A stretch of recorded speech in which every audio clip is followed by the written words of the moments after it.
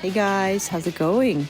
Hey everyone from Calgary. It's super cold here right now, isn't it? Well, if you're listening to this episode when it's released, but usually half the time in Calgary it's cold. So I'm Natalia Schneimiller and I help all women and their fighting in their relationships, especially starting with their ones with their special sweet boys.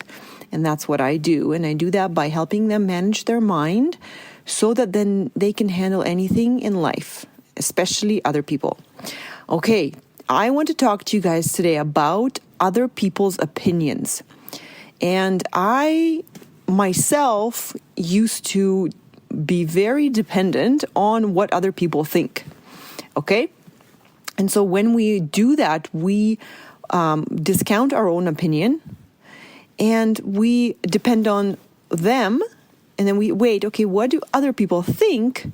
And then we can decide what we think, right? We wait to find out what they think. And then we start to wonder, what if they're right? You know, what if it's true what they're thinking? And most of the time, this is what I've been seeing with clients and just people in general, is that we try to guess of what other people think. We never actually know what other people think. We just try to speculate. Oh, what if they will think this? What if they will think that? And here's how I like to use other people's opinions.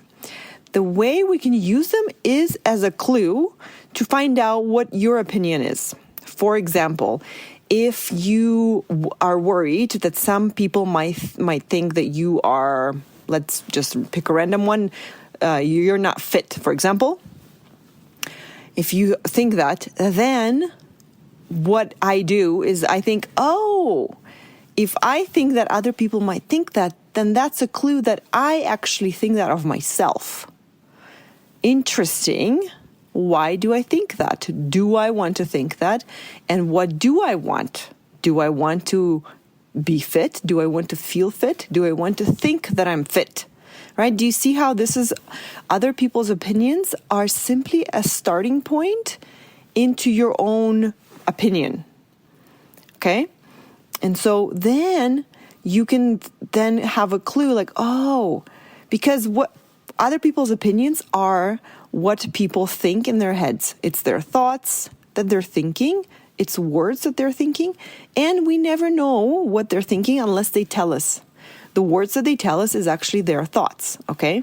So, and that's all it is. When the other person has their opinion, their thought, that's all it is. It starts with a word and ends with a word, and it doesn't go anywhere else. It doesn't, it's not a reflection on some truth out there. It's not like everyone can objectively look at your body and decide whether you're fit or not, right? It's a subjective opinion. So it's not a reflection of the truth. It's not a reflection of who you are as a person. In fact, their opinion is more a reflection of them as a person, right? Because they have an idea of what quote unquote fit person should look like. And when they give you their opinion and they say, oh, let's say you're not fit, then we get to find out more about them and their standards and their beliefs and their thoughts more than we find out about you, okay? So when we look at other people's opinions simply as thoughts in their head that are not based on reality at all, they're based on their beliefs, their values, their morals, then we can kind of relieve ourselves of the pressure of worrying about the truth out there. We can not take them as seriously, right? We're like, oh, this is just what someone thinks, right? We're like, sometimes when we encounter someone who seems super crazy, right? Like if you meet a crazy person who's mumbling to themselves and they're saying things that make no sense, you're not going to be worried about what they think about you, right? Because you think they're crazy. Well, what if I suggested to you that everyone around you is kind of like crazy like that? Because they're thinking thoughts and thinking words in their head. And they don't mean anything, right? So I'm only suggesting that in terms that what if we just simply didn't take them as seriously, and didn't believe that they were true. And then from that place, we could use them and their opinions, or what we think their opinion is, as a clue to what we think. For example, I always say, if you think, or if someone even told you their opinion, like they would say, oh, yeah, I don't know. Let's say they said that to you. You know what? I don't know if you're fit or something like that, right? You're not fit. Let's say they said that. That's their opinion. And then how I use that, and if my reaction is, oh my gosh, they said I'm not fit, and I feel super bad, and I'm upset about it, and I'm worried, like, what if it's true? Then that means to me that I actually share their opinion with them, that I actually agree with them. Because the only reason why I would feel bad is that part of me would actually agree with them and think, oh my gosh, I am not fit. That is the only time I would feel bad, because their opinion cannot make me feel bad. Their words don't jump out and jump into my body and hurt me. That's not possible. In fact, like, words come out and then they go into our brain, and then we interpret those words, and then our interpretation actually hurts us. So if our interpretation is, I am not fit, then that feels really bad, right? So that's what I mean by using other people's opinions as clues to find out what our opinion is. And then that's a really great window, like opportunity, to start observing your own opinion and finding out what it is that you want. Like, oh, I turns out how I look is important to me. And what else is important to me is I want to look fit. And you know what? I am going to do this and this and this to believe that I'm fit. I'm going to decide to believe that I'm fit. And I'm going to invest my time and energy and my brain to create that feeling for me. But it's not because of someone else, of their opinion. It's because it's important to me, and I want to believe that about me, right? So then let's say you do that work. You work on your mindset. You actually do workouts. You take care of your body. You eat well. And then you believe that you're fit, and you've created evidence to support that belief. And then a year later, someone says that to you, and you have a very different reaction. You think, wow, that's so strange, because I believe that I'm fit. And maybe they're comparing me to an Olympic athlete. Or, I want you. Then you start to not take their opinion personally.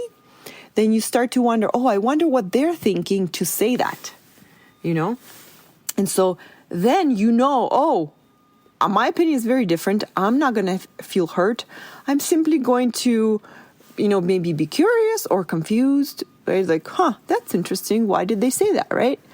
So notice how then that becomes, your reaction is very different when your opinion is, first of all, identified. You already know your opinion. And it's intentional. You've decided what you want to think. Yes. So often we don't decide. We don't think on purpose. Okay, what is my opinion? What do I want to decide to have to be my opinion about this? And then we are completely unprepared to receive other people's opinions. And then we worry. This is the biggest thing. We worry that the other people's opinions are actually true. They're like the truth out there. Like there's like a special fitness measuring device that you can point at someone, and it goes beep beep, fit, beep beep, not fit. Like it doesn't exist, right? Because it's super subjective. Like someone who is a professional athlete might consider everyone else unfit. But me as a mom who works out, and I'm not a professional athlete, then I can decide that I'm fit, right? It's super subjective. So therefore, you have to remember, these opinions are simply their thoughts in their head. They're not based on truth. And you can let other people keep their own opinions. You don't have to change them. And you can let other people be wrong about you. That might feel uncomfortable at first, but after a while, it actually makes me happy, because I realize that I have the full freedom to not do anything about other people's opinions, and I don't have to change them. And actually, it makes me happy to have that realization in the moment when I see that their opinion is different. And again, going back to the clue part, if I'm not happy, this is me as a life coach now, I feel bad, then I'm like, my alarm goes off. I'm like, oh, wait a minute. Do I share my opinion, that opinion with them that they think? Why do I think that, right? Interesting. I want to do some work on that. Let me find out why, right? And sometimes I don't need to go out and work out and change myself to change my opinion. So often my opinion is just wrong.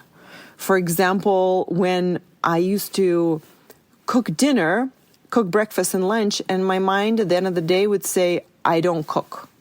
Because my brain is just sometimes unsupervised and tells me things that are not true because no one corrected it, right? It's just operating under some weird old thinking that's no longer you, that does no longer apply to you.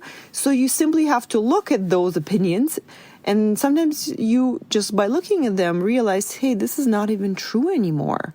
Like, I am super fit. I don't have to keep this opinion of myself if it doesn't apply. Like, maybe I thought this about myself a year ago, but so since then, I do think I'm fit, and I do exercise, and I do take care of myself, and I do eat well, right? Then you just simply correct your mindset and update it, and then you don't have to change anything, right?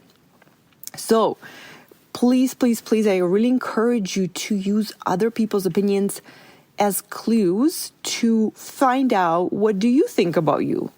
How do you feel about you? And in any specific area, right? Like, super small. Take one small part of it. Like, what do I think about me and cooking food? What do I think about me and fitness? And what do I think about me and work? And also, not only take other people's opinions, like the opinions that they've told you, but take the speculated opinions. What do you speculate their opinion is? That's it. You don't even need to go anywhere else. Just take that, which is in your own head, and then work with that. Oh, I'm afraid they're going to think that I embarrassed myself. Oh, I'm afraid they're going to think this is not perfect. Oh, I'm afraid they're going to think that I didn't do a good job. That's it. This is all information you need to find out that actually that's your opinion already. And how I like to think about it is that these opinions are not 100% full-blown opinions. They're part of you. Some part of you, say 20%, 2%, might think that. They're like 2% of you thinks, oh my gosh, you know what? I didn't do a good job. And then you comfort that part of you. You know, the other 98% of you who knows they did a good job, who thinks they did a good job, can comfort the other part. In fact, every single time after I record a podcast, a part of me flares up and says, oh, that was not good, it's not going to be helpful, and points out like 10 things that I did wrong in recording a podcast. And every time I simply have to acknowledge that this part of me is criticizing me, worried about me, feels bad, ashamed, and I comfort it with the other part of me. It's like multiple personalities, right? So that's how I like to think of it. So don't think that they're like one opinion defines you. No, you can have like a bit of this one, a bit of that one. You can have conflicting opinions of yourself that just need to be sorted out. Okay? So, and especially the little ones, the little insecure ones, they need to be heard. They're like little kids who are worried and afraid and insecure. And the bigger part of it, the grown-up part of it, is definitely equipped to say, hey, I hear you. And you know what? I think you did a good enough job. Maybe you didn't do a perfect job, but we're not going for perfect, right? This I'm talking about for podcasts. For example, I'm going for a podcast that actually helps people. And if I try to be perfect, that might stop me from creating them. So it's okay to be a little bit not perfect, right? We're practicing being not perfect. And this is just an example, right? Or, you know, what kind of fitness do I want to feel like I have? Like, I'm not going for an Olympic athlete, right? Maybe I'm going for a strong, you know, strong, like fit person in my whatever age I am, right? Just and then you talk to yourself in comfort and be like, you know what? This is actually good enough for me. Maybe it's not perfect, but good enough. So I hope I inspired you guys to really pay attention to what you think other people think about you. And don't hold it on such a high pedestal, because they don't really care about you. They care about themselves. They care about their problems, their lives. They might think about you kind of passing by, and they might not think about you at all. But you thinking about their opinions can be very useful to you.